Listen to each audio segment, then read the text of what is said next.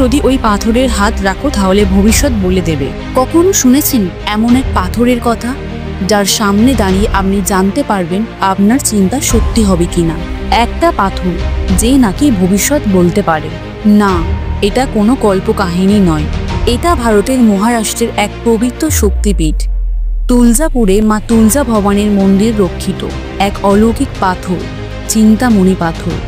চলুন খুলে দিই সেই রহস্যের পর্দা। তুলজাপুরের তুলজা ভবানী মন্দির শুধু মহারাষ্ট্রে নয়, গোটা ভারতের অন্যতম প্রাচীন ও শক্তিশালী দেবীর মন্দির। এই মন্দিরে মা ভবানী পূজিত হন শক্তির দেবী রূপে। কথিত আছে ছত্রপতি শিবাজী মহারাজ নিজে এই মন্দিরে মা ভবানীর কাছে আশীর্বাদ নিতে আসতেন।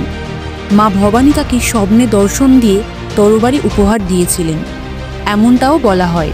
কিন্তু মন্দিরের ভেতরে একটা বিশেষ পাথর আছে, চিন্তামণি পাথর, যেটিকে ঘিরে রহস্য আরও গভীর। এই পাথরের নিয়ম খুবই অদ্ভুত।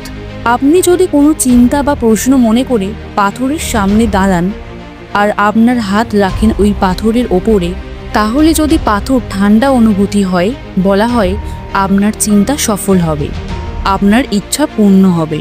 আর যদি পাথর গরম অনুভব হয়, তাহলে হয়তো আপনার সেই চিন্তা বাস্তবায়িত হবে না বা সময় এখনো আসেনি।